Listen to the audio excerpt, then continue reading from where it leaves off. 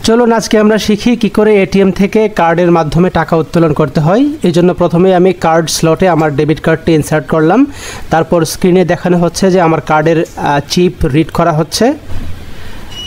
Read শেষ হলে কিছুক্ষণ পরে আমাকে 4 ডিজিটের পিন নাম্বারটি দিতে বলা হচ্ছে এবং আমি নিচে একে একে আমার 4 ডিজিটের পিন নাম্বারটি প্রেস করলাম। পিন নাম্বার দেওয়া শেষ হলে তারপর আমার লেনদেনটি প্রসেস হচ্ছে বলে আমাকে মেসেজ দিবে।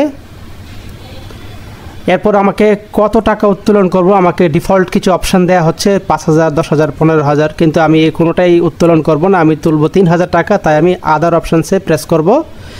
এরপর আমি নিচে 3,000 টাকা আমি কি চেপে বুঝিয়ে দেব, 3,000 আমি প্রেস করব। এরপর আমি পাশে সবুজ ওকেতে ক্লিক করব অথবা ডান পাশে উপরে স্ক্রিনে আমি কারেন্ট দেখিয়ে দিলাম। এখন আমার কাছে এটা কোন ধরনের অ্যাকাউন্ট, সেভিংস, কারেন্ট, তা দেখিয়ে দিতে হবে। আমার অ্যাকাউন্টটি সেভিংস অ্যাকাউন্ট। এখন কি আমি রিসিট চাচ্ছি কিনা, আমি নোতে প্রেস করলাম, আমার কোনো রিসিট দরকার নাই।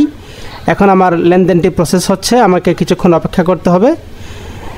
তারপর এখন আপনারা দেখতে পাবেন যে টাকা যখন বের হবে তখন টাকা বের হওয়ার শব্দ হবে।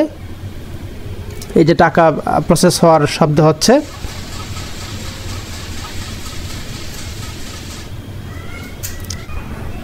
এখন আমার কার্ডটি বের হয়ে গেল, আমি কার্ডটি নিয়ে নিলাম। এখন টাকা বের হবে, এই যে টাকা বের হয়ে গেল, আমার টাকা আমি গ্রহণ করলাম।